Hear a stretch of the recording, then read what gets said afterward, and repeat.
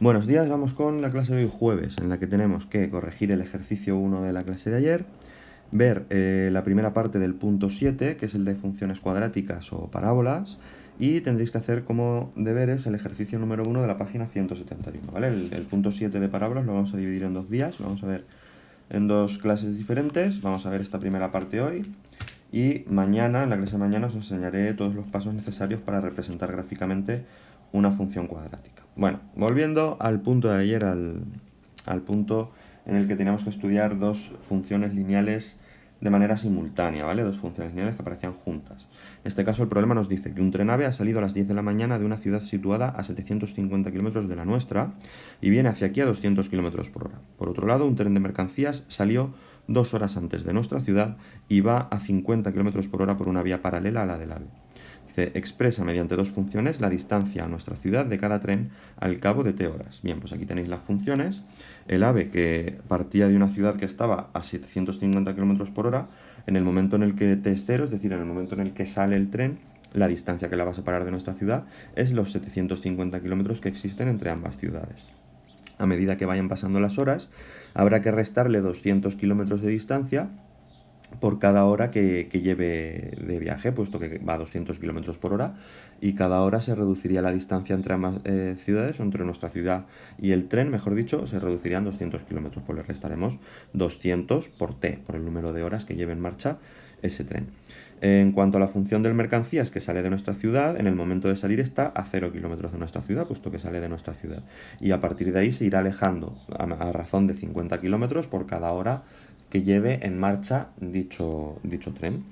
Nos dice en el apartado B, representa las dos rectas correspondientes a las funciones en unos ejes de coordenadas. Bueno, pues como tenemos aquí las funciones, ¿vale? En este caso sería que y es igual a 750 menos 200x, ¿vale? Tomando x por la t, y es igual a 50x, dos funciones lineales con una tabla de valores sacando 2 puntos al menos de cada una de ellas, las representamos en una gráfica. Una gráfica, distancia, que es lo que expresa la variable y, la variable dependiente en el eje de las y's, y la t, que sería la variable independiente, sería la x en el eje de las x, el tiempo transcurrido en horas, ¿vale? De esa manera representamos ambas rectas y ya las tenéis ahí, la del AVE y la del mercancías. Nos dice luego en el C, indica en qué punto se cortan las dos rectas y di qué significa cada una de sus coordenadas. Pues mirar, como se corta en ese punto, que es en el 3,150, el punto de coordenadas 3,150, ahí va a ser el momento en el que ambos trenes estén a la misma distancia de nuestra ciudad. Quiere decir que va a ser el momento en el que se crucen un tren con el otro. ¿Qué nos dicen la X y la Y? Pues como la X es el tiempo en horas, nos dice que los trenes se cruzarán al cabo de 3 horas de estar en marcha.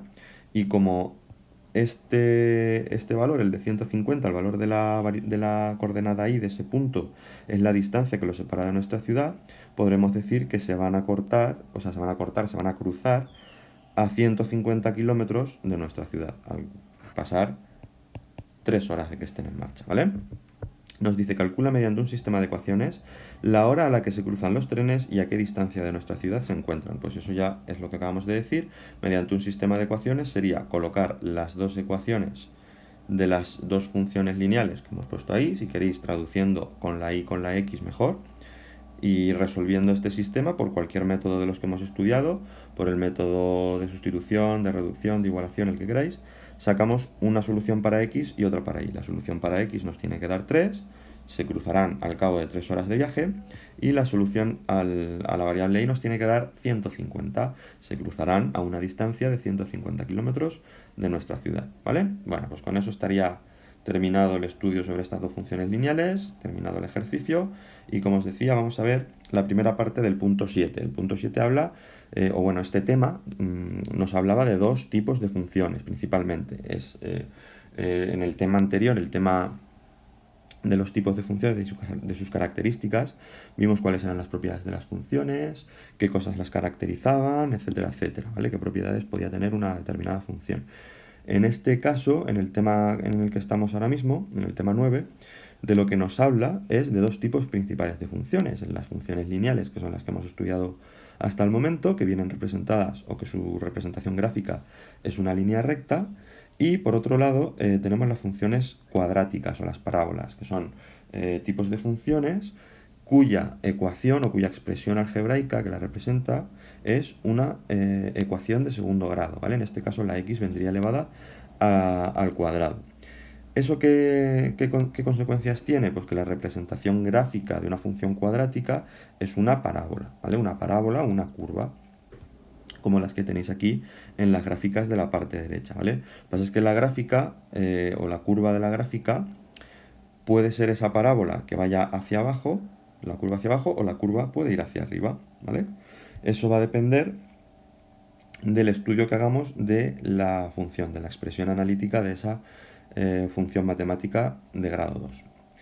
¿Qué es lo que nos dice más en esta primera parte del punto?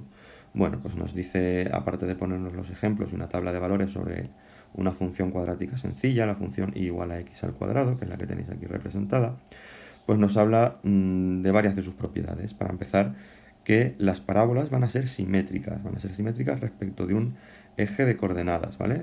Respecto del eje de coordenadas en la primera, pero no tiene por qué ser del eje de coordenadas, sino respecto de un eje de simetría, respecto de una recta que va a ser o bien el eje Y o bien una recta paralela al eje Y. En la que estamos viendo ahora mismo, en esta gráfica, la parábola es simétrica respecto de este eje Y, puesto que lo que hay a la derecha es igual, es como si se viese respecto de un espejo con lo que hay hacia la izquierda. Pues a eso se le llama el eje de simetría, pero bueno, si ya lo habéis visto hasta incluso en el cole lo que es un eje de simetría. También nos habla del vértice, ¿vale? El vértice de una parábola es el punto o bien mínimo si la parábola hace una curva hacia abajo, o bien el máximo si la parábola hace una curva hacia arriba, como ocurre en esta roja de la segunda gráfica. ¿Vale? A eso se le llama vértice de la parábola, ¿de acuerdo? Al punto en el que pasa de ser decreciente a creciente o que pasa de ser creciente a decreciente, es decir, en el máximo o en el mínimo absoluto de esa función. A eso se le llama vértice. Y poco más, ahí tenéis algún ejemplo más, os leéis esos apuntes de teoría que tenéis en esta página. Y como deberes habría que hacer el ejercicio número 1. El ejercicio número 1 nos pide que asociemos en las expresiones analíticas de las funciones cuadráticas que aparecen ahí abajo con cada una de las parábolas que vienen representadas en la gráfica de la derecha, ¿vale? Entonces eso se puede hacer muy fácilmente cogiendo, por ejemplo, un punto exacto por el que veamos que pasa una de las representaciones gráficas y comprobando si esas coordenadas x e y se cumplen, en cuál de las ecuaciones se cumplen, en cuál de las expresiones algebraicas se cumplen. De esa manera tan sencilla lo podríamos sacar, ¿vale? Y nada más, pues intentar hacer ese ejercicio. Mañana os lo corrijo y os explico cómo hacer la representación gráfica de cualquier tipo.